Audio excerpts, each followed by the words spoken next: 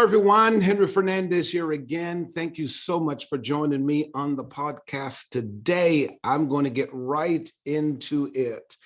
We do have a special guest, and I say a special guest because truly he is very special to all of us. He has written a new book, and I wanted to spend this whole time talking about his book. It's none other than Pastor Kevin Tucker. He is the youth pastor here at the Faith Center Ministries. Welcome, Pastor Tucker.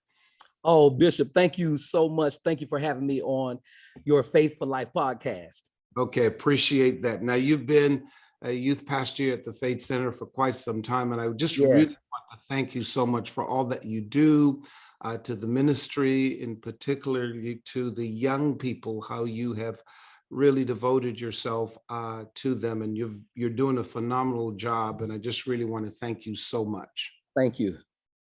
Now, you've written this book. First of all, congratulations. Yes. On this book, The Core Lifestyle. Take the Leap and Win in Challenging Times.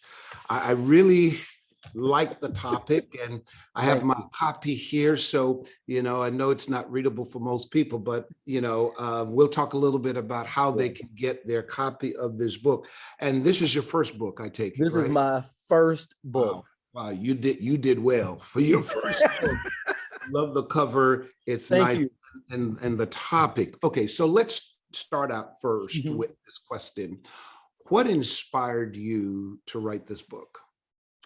Bishop, that's a great question. I grew up in an environment that what I experienced the most was fear. And so growing up in my childhood, it was so much dysfunction and so much pain and trauma that the pain really drove me to a point of wanting to really break free. And in my years of growing up from middle school through high school, I was always that guy that was talking to somebody. In fact, people would say, Kevin, you're always talking to somebody. And I didn't understand it in the initial stages of my middle school years, but I later discovered, because people would come to me and they would ask me things about life. They would share with me stuff they wouldn't share with their best friends, their parents, in fact, Bishop, like their darkest secrets. And I would be struggling with the thought that they would even ask me, knowing that behind closed doors, I was dealing with some real issues myself and some pain that I really didn't know how to manage.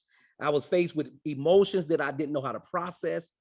And it was through those moments that I began to really understand my purpose, that really God placed me on the earth for the purpose of lifting people up, encouraging people, and helping people really live a well-balanced and fruitful life by the way which he placed us on the earth to do. And it really, seeing the pain that I went through, really, I think for me, it strengthened my love walk with God so much that my love for people it really expanded and it blossomed. And I'm telling you, anybody who knows me, they know I genuinely love people. And, we'll probably talk about that later on, the complexity of loving people, and you still have relationship challenges with them. But my love for people drove me to this point, Bishop, of writing the book and using my personal story to really help someone overcome difficult moments in their life, and knowing that it requires you taking the leap in some of the most challenging times to get to that win.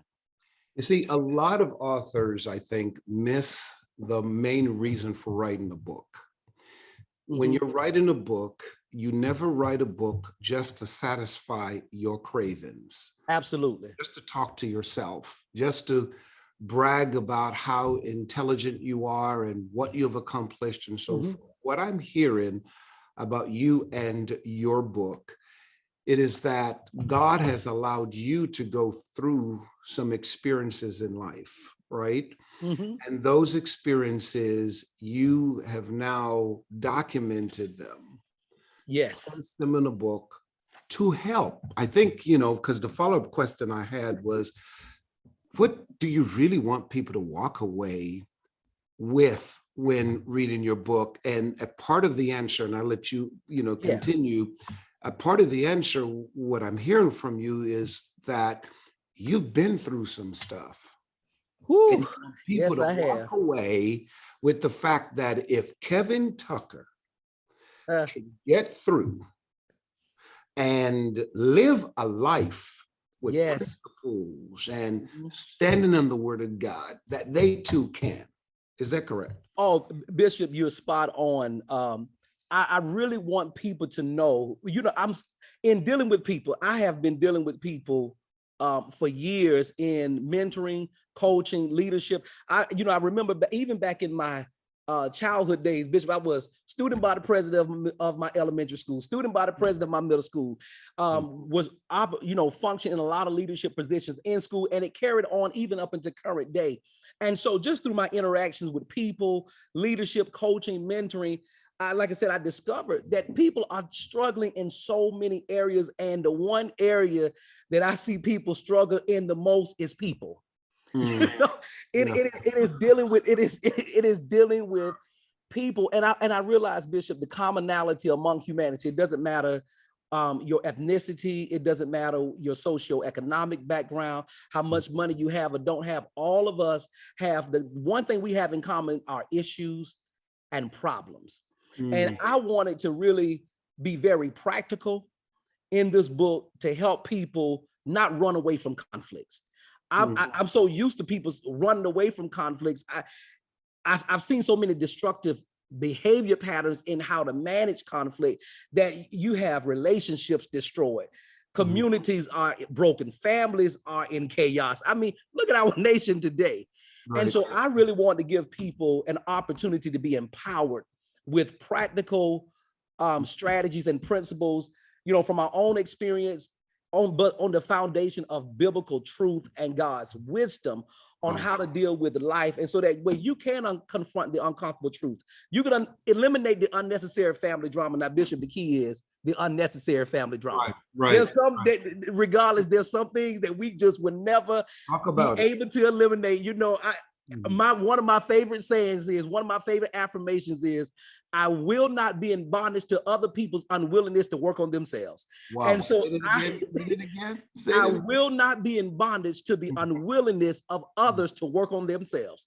If people choose not to work on their own issues, I cannot allow that to cause me to be stuck. And so even with leaders, I really want to empower leaders and influence leaders to really lead in the marketplace with wisdom, truth, and integrity. I think these are three things that are lacking so much in our current society, that we lack the wisdom of God. And especially for my generation as millennials, I don't really think we really hear these terms like we should and really be empowered to really, we don't teach on them as often. The generation, we just kind of do what we want to do. When it comes to the wisdom of God, we lean to our own understanding. But I grew up in a time where I really got a strong foundation with the wisdom of God and truth and integrity. And all of us are challenged in all of those areas. So I really want people to know that, listen, it does not matter where you are in your life. Sometimes you have to go through a dark place and a scary place to get to a place of peace.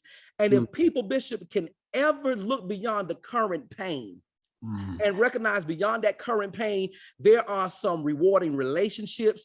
There's some valuable moments. There's some treasures that are waiting on you if you can just look beyond the present pain. And so this book is really a book that is really going to empower people. It's going to challenge you to perhaps go back to some uncomfortable places in your own life to really do a self-assessment. Because after all, we really want to get to a place of spiritual health, mental health, emotional health, that also has an impact on our physical health, and all of those things impact our financial and economic health and stability. So I'm really excited about this, Bishop.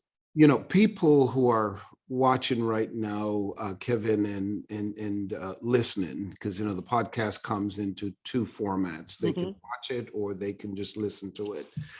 And I know they can relate to what you're saying. And I want to talk to those people out there who at times feel as if life will take you through certain processes and you think it's difficult, it's unbearable. What's the purpose for it? Maybe you grew up in a broken home, a dysfunctional home. Maybe you grew up with a poor family. There was not a good role model of transfer of wealth and good stability and so forth. And you're wondering, is there ever a chance for you to be successful? I really want you to listen to Kevin's comments on how, because as he was talking, what I heard was this: life will create some trauma. Absolutely. That you have two choices. You can make it help you to be better. That you end up writing a book about poor lifestyle. Yes. Or you can make those trauma make you bitter. And then you live this cycle of failure and so forth. Because, you know, I had a question I wanted to ask Pastor Kevin, and he really answered it. He just dived into it. You know, how did this trauma help you, you know, today? And I'm telling the listeners out there, do listen. I know things may not look well right now. I know it may be uncomfortable. You don't understand, but here is a living proof, an example that when you allow God to walk you through the process and you develop some core values, which we're going to talk about, some core values of believing in yourself, believing that all things are possible, then absolutely, regardless of challenging times, you can make it. So I want to just say this, and we're going to go to the next question, but I want the listeners, I want you to get a copy of this book. There's so much stuff in this book that will help you confront uncomfortable truths head on.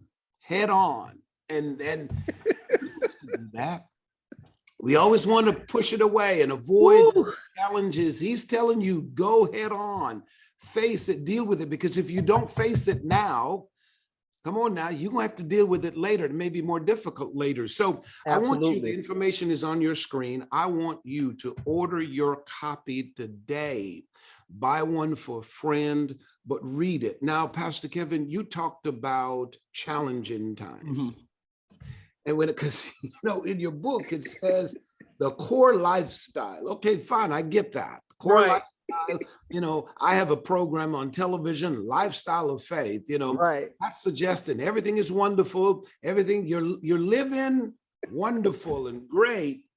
But then you threw me off when you said, take the leap and win in challenging times. The big question is, by that, can you really win in challenging times? Bishop, I got one answer. Yes, absolutely yes. Now, you know, and I'm a firm believer. I am a firm believer, Bishop, that we have to be careful not to be enslaved by our own emotions, that our thoughts are ours to control. And so even when we find ourselves in tough moments, it's so many things that are important when it comes to overcoming tough moments. And one of those things is your thought life. It is the thing that really helped me navigate my way through some of the most difficult moments is my thought life, because that influenced how I saw myself. And Bishop, you know, because it's in the book, you know, one thing I've had to come to realize, this was a very difficult thing for me, but thank God I'm finally at the place. But I know most people struggle with vulnerability because, you know, it's hard to be vulnerable. Let's face it, when we grow up in families, Bishop, we're not taught to have honest conversations, safe conversations, to really, without any prejudgments. And so, you know, and again, in my background, my family life played such a critical role in this. And like I said, for my brother and I, remember for my brother and I, going to school was our outlet. It was a place of peace because home was hell so many days.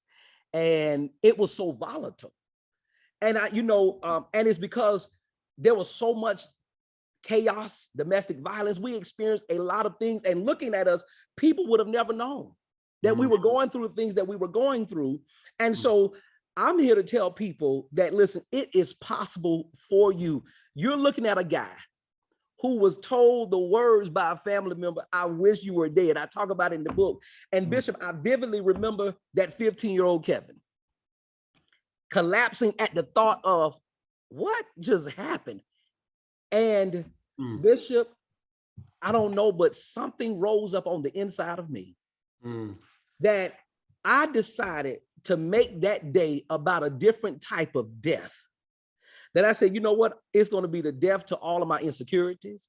It's going to be the death to the things that have held me back. It's going to be the death to how I view myself. And it was in those early stages that I'm already seeking God on wisdom and getting in his word. How do I even manage all of these issues and the stuff that I'm facing as a young person? And then it carried on to some of the things that became triggers in my young adulthood. This is a time, Bishop. I mean, if you look at the rates, divorce rates are near double. Domestic violence is up. Our nation, our government is in chaos. You have people struggling with relationship issues. People are struggling pursuing their own goals and ambitions because perhaps they've been counted out so many times. They struggle with the idea of really grabbing a hold of their best future because they dealt with jealousy so often. People have dealt with rejection. There are so many different things that people are dealing with. And I'm here to tell you, as a living witness, I overcame the thoughts of suicide. I know what it is to deal with rejection, betrayal, low self-esteem, insecurities. At one point, it became frustrating. I got tired of hearing the prophecies of what God is going to do for me. And I got tired of people seeing greater in me when I was still struggling with the fact that, how do I even get past it? I can't even see beyond this moment. But when I got to that place, that's why I say, if you could change how you view yourself and your thinking and look beyond the current and the present pain. But it's rough.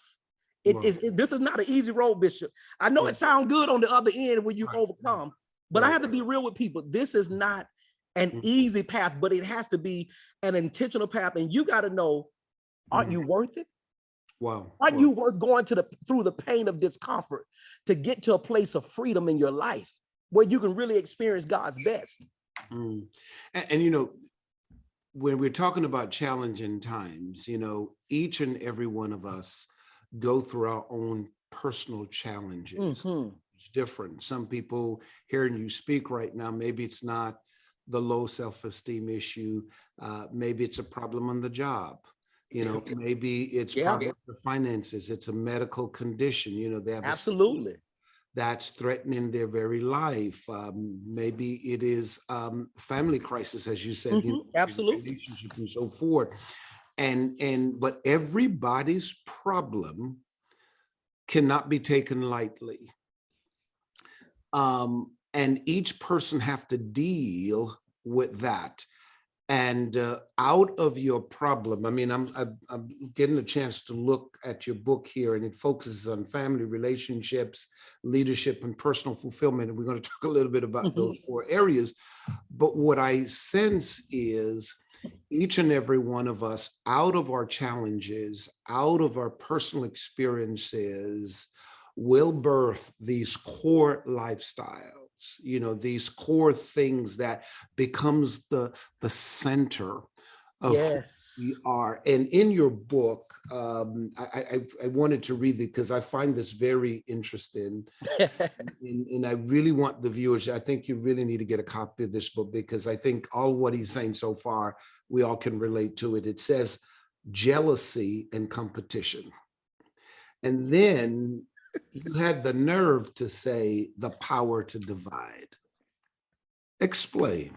Well, Bishop, because you do know jealousy and competition is at all levels. Oh, it's family, business, yes, ministry. It's so, you know, the power. I need to know, how do you divide this now? Talk to us, Bishop. You know, here's the thing about jealousy, and oh my God, you know, jealousy can be such an evil and destructive force in our lives. And jealousy has one objective: to divide. It is very powerful at dividing, and I think, you know, you almost have to question what is the trigger for the jealousy. And in most cases, Bishop, in my personal experiences, you know, to be honest, I've been jealous at one point, didn't even realize why. But again, because I didn't know I didn't have a good understanding of who I was. You know, it can provoke feelings. You can see people with things and feel like you've been slighted. Right. You know, like, what in the world? How am I doing all of this? And this is what you have, and this is what I have. Right. And so a lot of times when it comes to jealousy, and especially, Bishop, when I talk about this in the book, there's so much, the statistics has proven there has been so much chaos among siblings because of jealousy. Mm. You're dealing with, for example, let's take, for example, when it comes to parenting. It is easy, Bishop, especially have more than one, for those parents that have one or more children, well, two or more children. Sometimes, you know, when you have a child, I do too, there's one child that have these instincts and traits that you automatically connect to. They just like you. Right, right. And then it might be the other child that doesn't have it. And so you have to work a little bit harder on deepening that connection. And sometimes what you have is you could see a situation where in the family unit where siblings are jealous of one sibling, not even understanding the backdrop of the story. You could have 3 siblings growing up in a household, and 2 grew up at one period in time, and then 6 years later, another one come, and then the firstborn and the secondborn, they looking at the youngest child saying, how do you get all of this? Mom and dad did this for you. They didn't do it for me. But perhaps because of the lack of communication and the conversation, perhaps what that younger child doesn't know is that when mom and dad had you, maybe they desired to give you everything that the youngest child have, but perhaps they were not in the family, they were not in the financial position. Maybe life for them was different. They had the same desires, but maybe it just wasn't possible. I think when it comes to jealousy, people have to really have a good understanding of themselves. And it requires you to really check your heart about what's really driving the jealousy, and you not thinking that what somebody, how do you even know what somebody has belongs to you anyway? That may not even be what you want. But when you just look at it from, you know, from a wide shot angle, and you just, all you see is what you see. You see the grass, you see the greenery, but you don't see what it took to get there. You don't see all the pain that is even requiring for people to sustain where they are. And so often our world, you see it in the workplace, there's power struggles and people are jealous because this person has this position, this one has this position. And so I really take a moment to really explore jealousy and competition, because I really believe that's inspiring competition. Competition can be very healthy. It can inspire you to reach your goals, but competition that's not managed properly, with the right intentions and the right motives, can cause destructive behavior patterns, and it can cause destructive outcomes. And so it's something you got to be careful with that. I love that. Competition is in all of us. It's in all of us. We want to be successful, but if your competition and the way you compete is not managed, I love that. If it's not managed, then it can get out of control. It can, Bishop. I even say this with jealousy. Man, it's such a hard thing that when you get to a place where you can celebrate the successes and find joy in other people's success, there won't even be in a room for jealousy, especially in the family unit. As an example, I have siblings. One triumph for one child should be a call for the whole entire family to celebrate. Why? Because that's attached to our family legacy. And so to the degree that we start getting to understand of who we are, we start understanding our own unique gifts and talents, and really taking the step to really utilize those talents. Bishop, you got to get to the point where you're so busy with your next steps that you don't have time to focus on other people's journey. Right. And so I think that's one important key. So let's segue into the 4 segments, or the 4 categories that you focused on in your book, the core lifestyle, take the leap, and win in challenging times. I take it that leap is referring to that leap of faith. Trust the moment, trust the character that God has built in you, trust the experiences like yourself. All of what you've been through has prepared you to win in challenging times. So as it relates to challenging times in family, you already talked about jealousy and competition in family. You just alluded to that. What else is this book saying towards family as it relates to the core lifestyle? You know, Bishop, here's what's important. The family, if you want to look at the state of society, the state of our communities, the state of our culture, you have to go back to the family. The Right. family is the pivotal point. It is the foundation that shapes our interactions with people. It is where it is the first point of contact that helps us. It's where we discover how to treat people and how to treat one another. It is in the family unit that our foundations, good or bad, they're truly set. It influences what we learn and exposed to in family can have a major impact and influence on how we lead our own lives and how that leadership is it transcends into the workplace when we take on leadership positions and lead others. So the family unit is so important. So I talk about other things that relates to, you know, sweeping things under the rug, really getting to a place where you can have those conversations that addresses the division in the family, the struggles in the family. I really want us to get to a point, Bishop, that we give our family the best. And you really won't be able to do that if love is not at the foundation of it. And sometimes that can be scary, you know, getting to the point where we can come together and at the end of the day, we may disagree on every topic in the world. We may disagree on every circumstance in the world, but the blood ties that we have should remain. A brother is born for moments of adversity. And so it has to be, I gotta love my family so much that I will give you the truth, you know, but here's the key, Bishop. How do we communicate that to people? Right. You know, I learned this a long time ago. I don't confront issues to prove a point. I never confront issues to prove a point. Now, at one time I did, but I grew to a place of wisdom where I don't confront issues to prove a point. If I am addressing the issue or confronting a particular situation, you can rest assured it is solely for the purposes of reconciliation, repair, or to identify how we're going to move forward in a healthy way. And so I believe in an authentic and honest conversation, my point will be communicated just in a natural conversation where truth is present. And you see so many families can go to the cookouts. We can go to family gatherings and still listen, cut each other behind their backs, talk about, listen, Bishop, I come from a large family. I have seen every properly, any issue you can imagine, I've seen it. And sometimes the problem when we don't address these issues is what I've seen. Guess what happens? It becomes generational, where now when the siblings don't resolve their issues, it impacts the relationship among the cousins. And then what happens is natural. Children will stop communicating with their cousins because mom and daddy don't talk to the sister or that brother. And so I really want families to get to a place where you give your families the best. You know, I want parents to really give their children the level of time and attention to help them understand themselves.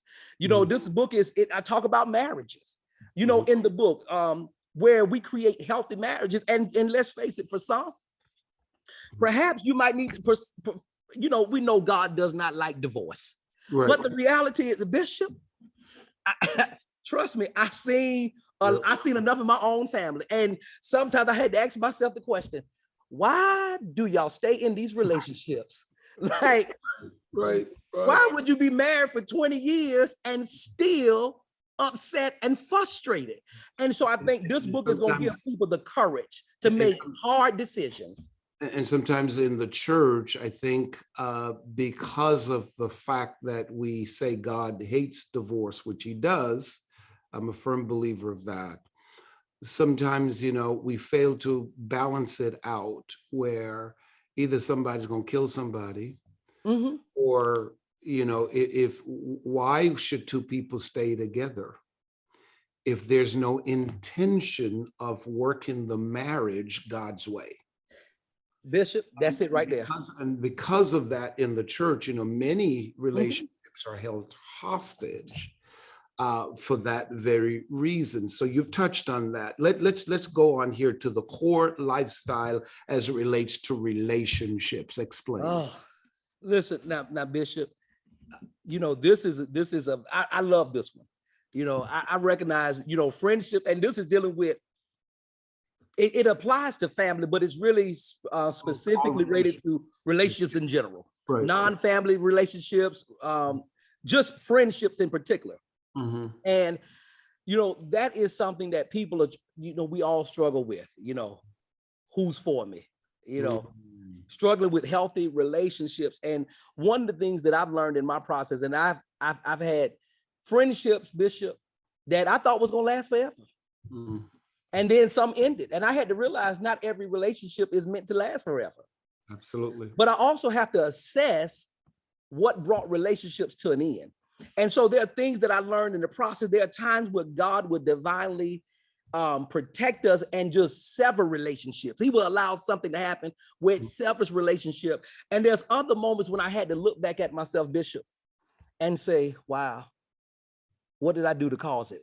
Because I really believe, honestly, I tell people like this, I say, if we be honest, I guarantee all of us probably can identify at least one, now probably more, but I believe all of us can identify at least one relationship that we regret, that Absolutely. It ended the way that it ended, or Absolutely. We regret that it ended at all. And then when we think about it, it was like, wait a minute, perhaps I got in the way of the relationship. And let me give you an example, Bishop.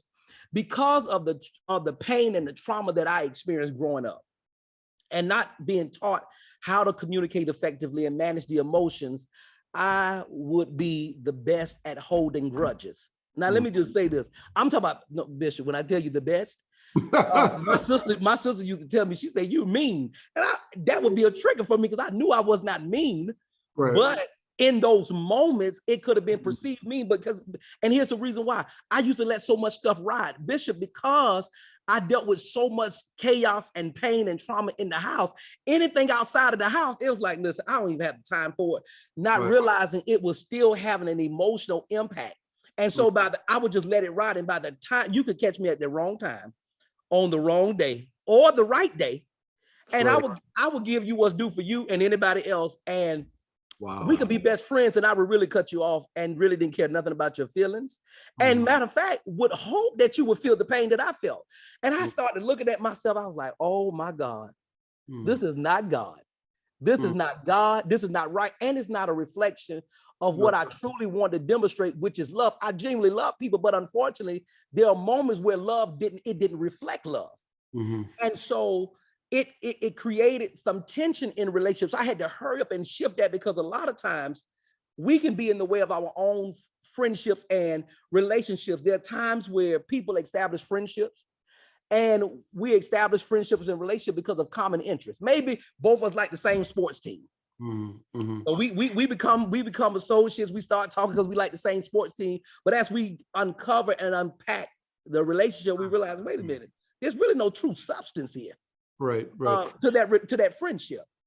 You know, I think when it comes to relationship, this is what I tell people, you know, I think we become too sensitive to the transitions that happens with the people we deal with, from family to business associate, classmates, best friends, whatever. That we must understand that relationships is like a construction site. Absolutely. Always equated to a construction site. That I remember when I was building my home, the architect drafted up the concept. Picture was done. We know what it looked like. But then we had to go to a piece of property. The property had to be cleared. Well, there was a set of workers who came on site. They cleared the ground. Another set of workers. Now they left because their job is done. Right. Another set of workers came. They laid the foundation and concrete was poured. Pipes were laid. Then they left. Then a new set of guys with blocks, put in the blocks from the ground, the foundation, all the way up and so forth. Then the roofer came and started framing the roof. And I've watched the electrical guys and the plumbers. And then when everything was framed and windows were in, then they put up these scaffolds from the outside, scaffolds on the inside to reach the ceiling and to plaster the outside with cement and so forth. And I've watched people come in and out of that property. I would go there every week and I would watch different people. And I got to tell you, nobody stayed. The scaffolds had to come down. And people need to understand this, that when you understand that not everybody will remain in your life permanently. Absolutely. Not everybody. But there are some people. Now, I can tell you, what I've discovered is that all those workers who have left, they have left, watch this, the materials of that building. I still have the walls. It's been 21 years, going 22 years. The walls are still there. The windows are still there. The flooring is still there. The roof is still there. The kinds of people we really need to pay attention to are the structural people, the people who are placed in our life. You know, I had to look up my phone because just recently I placed something on my Instagram page. Here's what it says, and it ties into what we're saying. It says, don't just let people into your intimate space. Let them earn the entrance. Because trust me, it cost you a lot for you at this stage of your life to discount the life you have built. In other words, don't discount the life you have built now. Right. All because you want just anybody in your life to stay in your life. And I think even with relationships, people are dating, they're watching us today. You know, have some core values. You know, take a leap of faith, yes, and say, I want to win at this. I want to end up getting married, all that kind of stuff. But you got to be careful. Just because, okay, you dated this person, you were hopeful that it worked, and it didn't work. Why are you sitting down for the rest of your life crying, moping over stuff? People have moved on. Sometimes you ought to be glad they left. Maybe God saved you. Yes. We could go on. No, you know what? That's powerful, Bishop. That is, and I mean that the example that you gave is spot on with understanding those transitional moments. Yes. And when you talk about the structural friends, you're really talking about those. You're talking about a certain type of friend. Oh, and they're very few. Yeah, and it's very few. They're not perfect.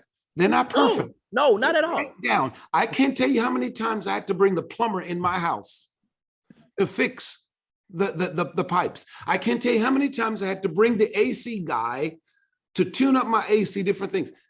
There are no perfect friends. And this is the problem. When friends and you get into an altercation, an argument is about something, when you're in a person and who consider you friend, when they can't handle you confronting them, you're telling them, confronting the challenges. When they can't handle you being honest, upfront, watch this. Even if you are wrong, the fact that I confronted Kevin, I didn't like what you did. You're crazy. Your hair looked funny. Your face looked funny. You got a bad nose.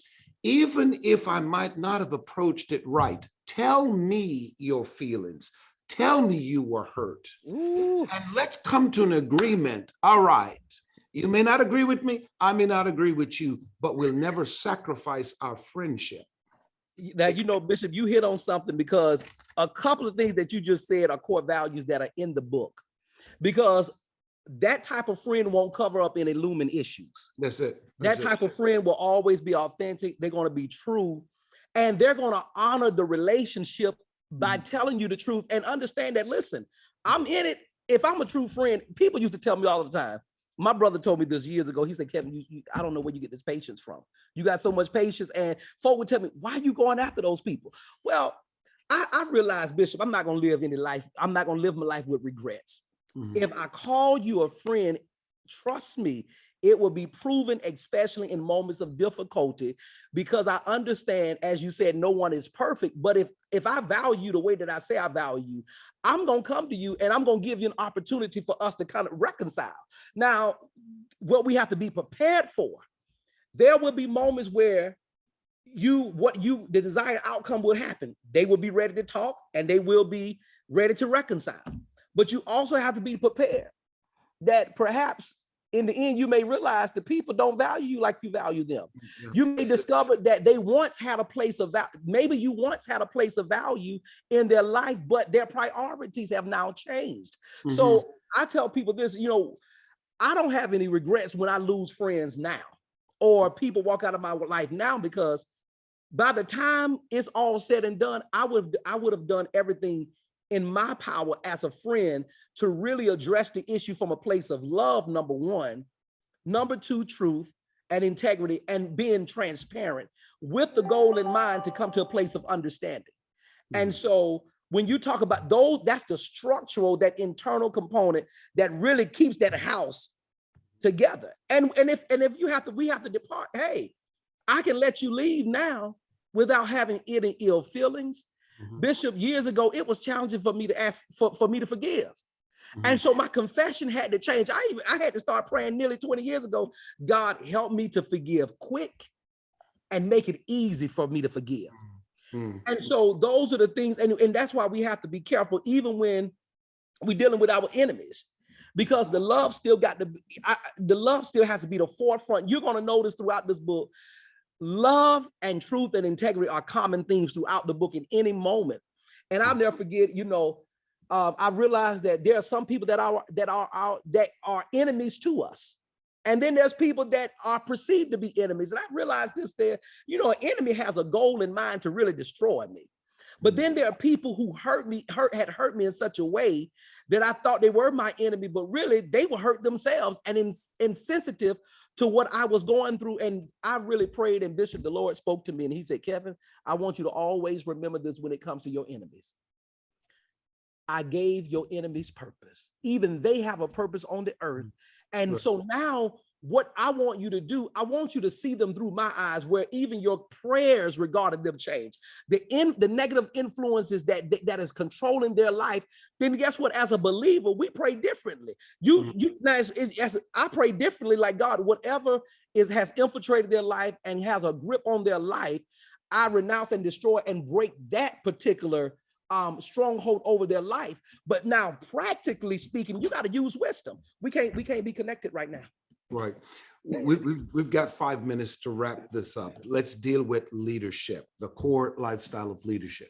Real quickly, Bishop, I was taught growing up that leadership was influence. And I later discovered in my interactions with people, and as I got involved in leadership and have been in leadership in corporate America, nonprofit, etc., in the community, I later understood that influence is a major component of leadership, but influence alone is not sufficient. Influence is the reason why our nation is in chaos right now. And so we can be in leadership positions and still influence people toward a bad path or a negative path. The catalyst to the highest affirming level of leadership is love. And I think what's missing, Bishop, we have too many people today that's in leadership positions that don't love people. Mm-hmm. And so love has to be the foundation. And in the book, I talk about groundbreaking leadership, because there are so many leaders that are leading and they're still broken from their childhood trauma, past issues, and that has seeped over into the workplace. It's crept into how they manage our communities and other entities that they oversee. And so many people now go to work just to get a paycheck. They have no ambition. They have no dreams, no desires in the workplace. Communities are, we're confused. We don't know which direction to go. Wow. Leaders tend to be so self-centered. And I think we got to go back to this foundation where we lead from a place of love, because love demands that I work on the issues that impact how I lead you. Love demands that I consider you in my decisions. Love demands that I really recognize, wait a minute, these are the people that's pushing me to accomplish my goals and my vision. So love demands that I manage you and lead you a certain way. Love demands that I tell you the truth when you make a bad decision or a bad choice and show you a clear path forward. And so we really got to get to a place in leadership where we break ground on our own hearts to the point where we can lead with love and we can be mindful of everybody. It's like pride and humility. This is where wisdom comes in. Wisdom considers everybody involved. Now, the outcome in a decision may not favor everybody, may not make everybody feel good, but wisdom will always consider the outcome that is best for everybody, the circumstance. On the other hand, pride will only merit what concerns me. And so as leaders, I've learned this as leaders, I try my best to make sure, I talk about this when decisions are made, that the people who have to execute it and carry it out, that the decisions are made with them in mind as well. And so from a leadership perspective, this part of the book is really going to challenge leaders to become better leaders, more loving leaders and caring leaders, because after all, leadership at its best, Bishop, is a service to the people in our care. And we have to see people as a gift. All of us, even in relationships, we're a gift to one another. And when I got that concept, it really challenged me to really care for people differently, manage them differently, build relationships differently, because I recognize leadership at its best is an act of service to the people in our care. And God has given all of us in some form or fashion people to care for us. The last thing I would say, Bishop, you don't have to be in a leadership role to start leading people. The moment that one person follows your direction, you're leading somebody. But the key is growing to a point of using the wisdom of God and being honest with ourselves, where we can lead ourselves in such an effective way that it spills over into a positive impact on those that we're leading. So I challenge myself every day. I'm always checking my heart. I'm always checking my attitude. I'm checking everything that concerns me from a leadership perspective. Right. Wait a minute, is this right today? Quickly, the core lifestyle when it comes to personal fulfillment, and we'll wrap it up. Bishop, endure your way to the win. In the journey, and I know you know this. I know you know this really, really good. I mean, you talk about faith all the time because faith is critical. As we pursue our goals, our ambitions, you're going to have to power your way through moments of rejection. You're going to have to power your way through moments of uncertainty. I remember at one point in my life, Bishop, I was trying to get a job. I was going through a dark place in my life, and I was trying to get a job opportunity that I knew I was qualified for and got turned down for it. Tried for another one, got turned down for it. And then when I got turned down the second time, I said, no, I heard from God. This is for me. I contacted the recruiter and said, listen, I applied for this job twice and you guys turned me down twice at the same point in the interview. But let me share with you some things that I didn't share on my resume that I think would be valuable to your organization. Bishop, long story short, it was a 3-panel interview with 3 executives. They were about to make their decisions, had interviewed 5 people. The recruiter called me back and said, Mr. Tucker, the executive said before they make their decision, they want to talk to you first. History has been written. I ended up getting the job and was in that role for 5 years until they changed the company, that role in the company. But I had to power my way through it, Bishop. Even, I had to power my way through it. Timing is sometimes timing matters. Right. Wow. Well, Pastor Kevin, thank you so much. You have done well. The core lifestyle. Take the leap and win in challenging times. And I think all of our listeners today can relate to this book, that yes, we are living in challenging times as it relates to our family, relationships, leadership, and our personal pursuits, right? And I would encourage all of you, the information is on the screen. Please go and get a copy of Pastor Kevin's new book, The Core Lifestyle. It was a pleasure talking to you today, Pastor Kevin. I know the listeners and those who watched really enjoyed it. Please tell someone about this podcast. I really appreciate it. Once again, thanks for joining us.